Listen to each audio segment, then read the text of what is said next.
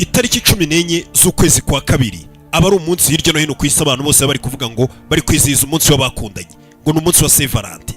Bafite ukuntu uwo munsi bagiye bawambika indi shusho, ariko mu by'ukuri iyo shusho bakayigereranya nk'aho ari ikirura bagerageje kwambika uruhu rw'intama. Ndetse uyu munsi ni umunsi twagiye tubereka ko ni umunsi ubundi ukomoka ku bigirwamana, umunsi wakorerwagaho amahano atarigeze abaho mu bihe bya kera, mu bihe by'imyuka mibi, amadayimoni, ndetse by'umwihariko ni ibintu bakoraga bari guterekera ibigirwamana, yari iminsi y'ibigirwamana. Ndaje tubyinjiremo.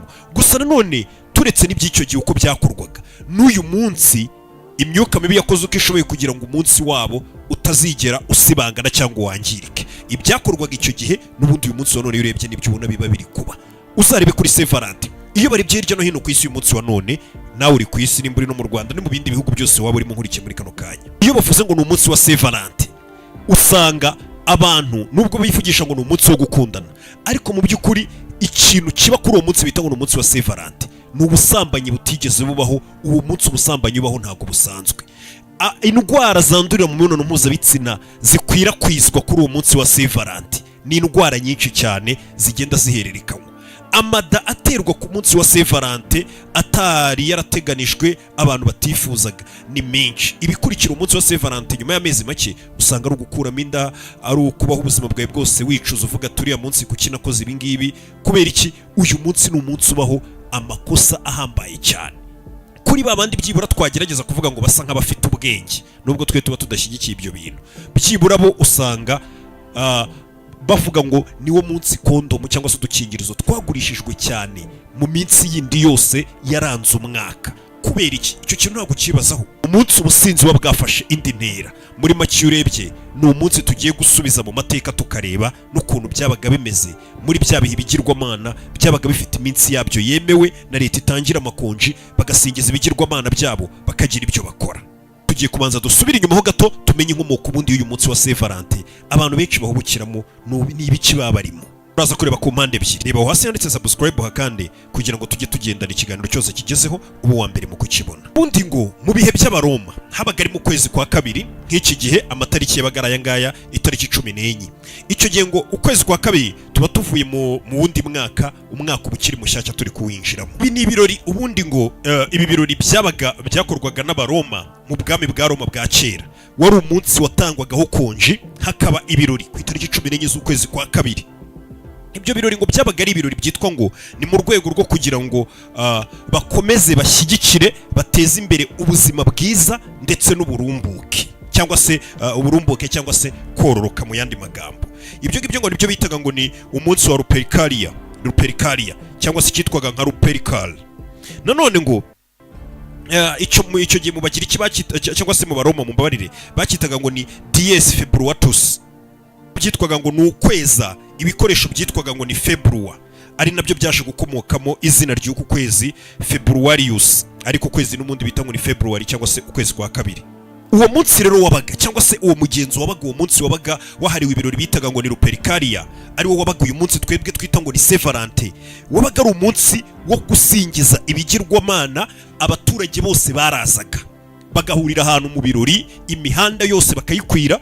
Umugabo ufite umugore yazanaga umugore we, ufite mushiki we yaramuzanaga, abana b'abakobwa basohokaga mu ngo zabo, abana b'abasore bakiri bato bagasohoka mu ngo zabo, ubundi bakaza bakaramya ibigirwamana. Byatangizwaga no gutamba ibitambo by'amatungo, bagatamba ibitambo by'amatungo, barangiza bagafata amazina y'abagore bubatse n'abagabo bubatse n'abakobwa batubatse n'abasore batubatse, barangiza ayo mazina bakayashyira mu gaseke cyangwa se mu kintu nimba twakita nk'agaseke, nuko njya mbona agaseke ariko dushyiramo udupapuro tugiye gutora.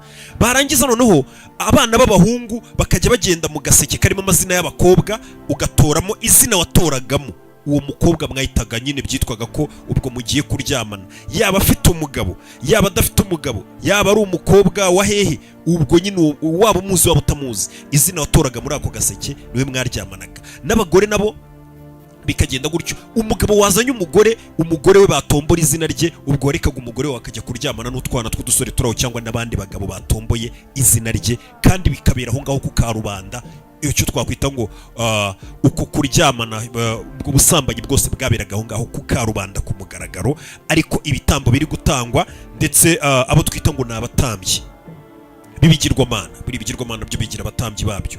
Abatambyi b'ibigirwamana bamara gutamba ibitambo bagafata impu za nyamaswa n'imibiri ya za nyamaswa bakajya bayikubita ba bantu bose babandi bari muri ibyo birori. Ukaba ari umunsi nanone ngo warangwaga n'ubusinzi bw'indengakamere. Ibyo byose ngo byakorwaga mu izina cyangwa se mu ishusho yo kuvuga ngo turi gushimisha ibigirwamana byacu kugira ngo biduhe ubuzima bwiza, biduhe uburumbuke no kororoka, mbega abantu Imana zibashe kubanezererwa, zibaho urubyaro, abantu babyare.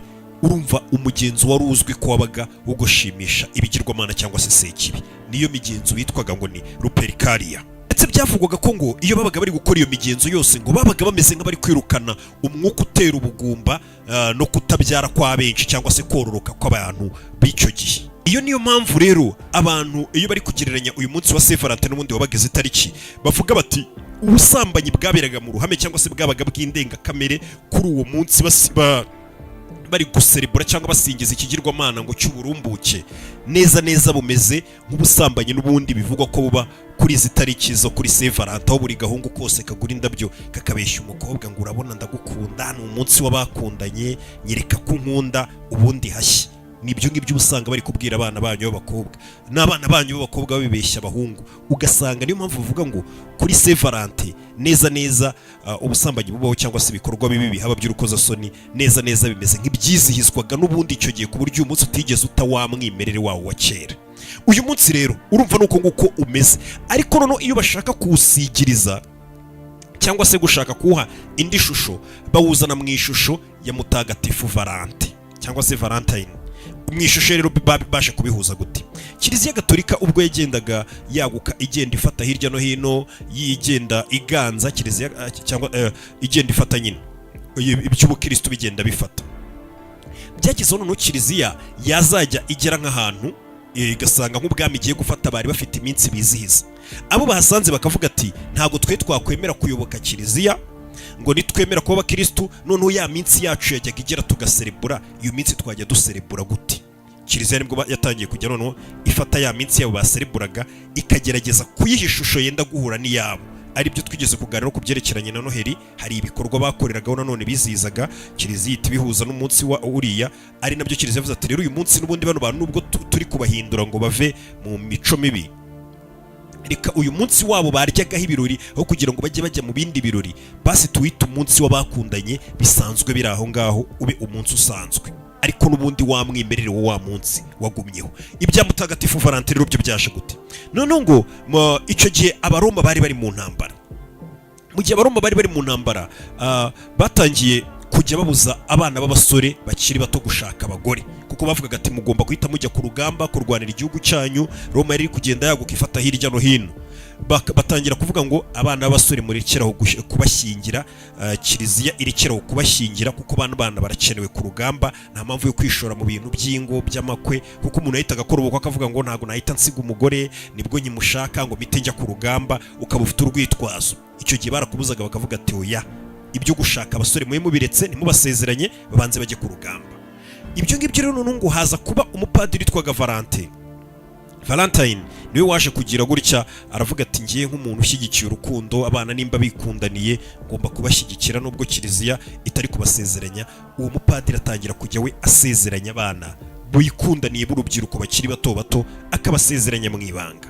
Urumva yari yishyizeho umusaraba. Igihugu n'itorero muri rusange barabyemeje ko ntakongera gusezeranya abana, ariko uyu mupadiri we yabikoraga mu ibanga kubera gushyigikira abakundana, akemera akareba umwana w'umusore n'umukobwa bakundanye akabashyingiranya. Ibyo byaje gutuma banamuta muri yombi, baramufata bamufunga nyine kubera gusuzugura itegeko ry'ubwami cyangwa se itegeko ryari ryatanzwe n'ubuyobozi ryo gusezeranya abantu, kandi mu by'ukuri abantu batemerewe gusezera ngo bakagombye kuba bari ku rugamba. Uyu mutagatifu Valentin ubwo yari agiye gupfa cyangwa se yaje kwitwa mutagatifu nyuma, urabizi nta muntu witwa mutagatifu akiri icyo yitwaga Padiri Valentin.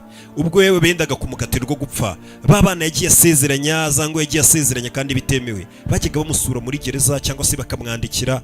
Umunsi noneho yagombaga gupfa cyangwa se gukatirwa gupfa, nibwo yaje kwandika iretere yandika iretere arabandikira, ariko mu gusoza iretere hasi yandikaho ngo ubandikiye ni Valentine wanyu. Yavuga izina rye nyine kwa kundi uvuga ati yari Rocky wanyu wakabagezagaho, nawe nuko yabandikiye ati yari Valentine wanyu ubandikiye ibi byose. Urwo rwandiko rero nirwo rwakomeje gukwirakwira. Uwo mugabo aragenda ahabwa ishusho yo kuvuga ngo ni nk'aho ari we mutagatifu washyigikiye abakundana, niwe mutagatifu washyigikiye abakundana. Ariko mu by'ukuri ukavuga ngo nimba ari we mutagatifu washyigikiye abakundana, kuki batafashe itariki yavukiye ngo ariyo bayita ngo umunsi w'abakundana wa Saint Valentin? Kuki itariki yapfiriye atari yo bise ngo ni Saint Valentin, wenda ngo nuko mwibuka cyangwa se ni mu rwego rwo kwibuka uwo mutagatifu Valentin? Oya, ahubwo Kiliziya y'isi ivuga ati uyu munsi tugiye kuwufata neza tuhite tuwuhuza, kugira kuko tuba tuzi ko abantu bakoraga imico mibi n'ingeso mbi n'ibiki, bavuga ngo ni umunsi wo gushyigikira ibigirwamana. Reka uyu munsi tuwubahinduriye kugira ngo tubakure muri ibyo bigirwamana no kubiterekera byabo, uyu munsi tuhite ngo ni uwo bakundana. Ariko babihuriza kuri ya tariki y'abapagani n'ubundi byizizaga bya kigirwamana cyabo byo kuryamana nabo, cyangwa se cyo kuryamana n'abantu bose bari aho ngaho, bonye utanazi, gutamba ibitambo n'ibiki byose bikorwa byo kwiyandarika byaberaga aho ngaho. Nuko nguko rero umunsi wa Saint Valentin wakagombye kwitwa umunsi mwiza. Bahise bafata urwo ruhu rwawo rwiza bahita barworosa, wa munsi w'ubusambanyi, uburaya, kwiyandarika, gusinda, gukora amahano, ibibi byose bahita babifata, bahita babihuriza, babyambika cya kirura, ari wo wa munsi nanone twabonye bizihizagaho wa munsi wo gusingiza ibigirwamana ngo by'uburumbuke. Niyo mpamvu benshi bakubwira bya birori byitwaga ngo ni Lupercalia. Niyo mpamvu bakubwira ngo Saint Valentin ubundi ni umunsi byitwa ko ari umunsi urebeye inyuma witwa ko ari mwiza, ni umunsi w'abakundana, ariko ni uruhu rw'intama bambitse ikirura. Urebye ibikorwa bibera mu munsi wa Saint Valentin byitwa ngo ni umunsi w'abakundana, ni ibikorwa nyuma y'amezi akurikira umunsi wa Saint Valentin abantu bicara bari kwicuza.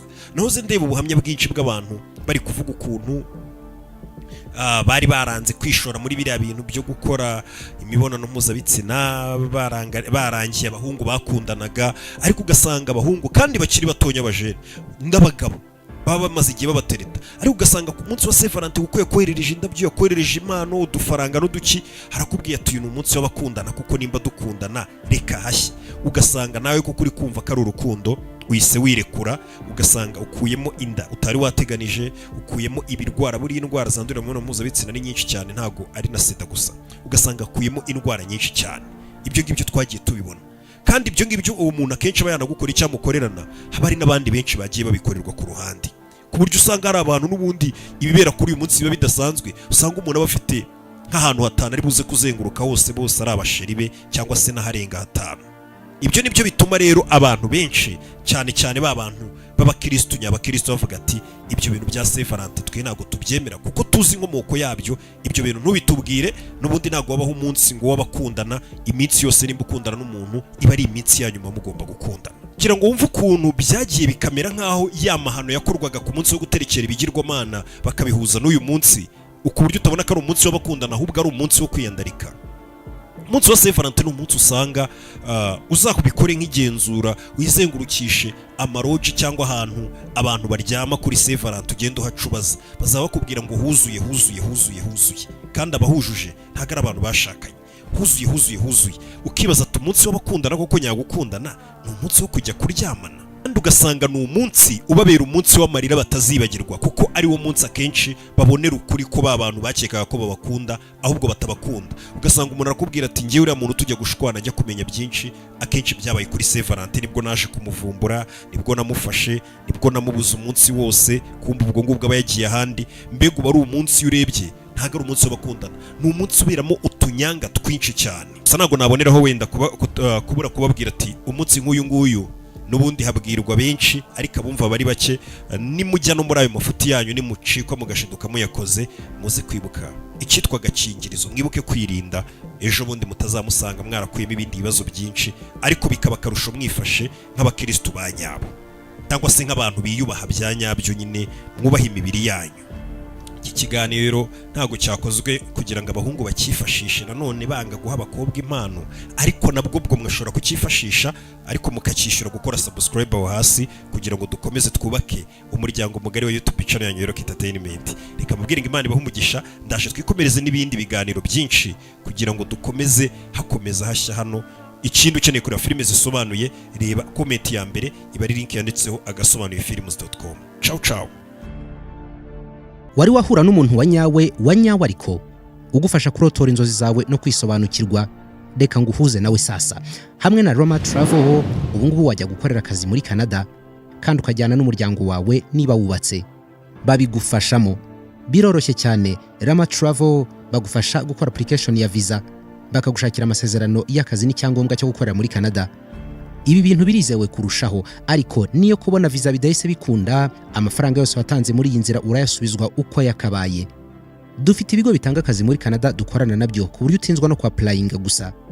Ariko uretse n'ibyo, turi no gufasha abantu bashaka gutembera no kwiga mu bihugu bitandukanye bya Asia, Uburayi na Australia. Hamagara Rama Travel kuri 0791 27 9818.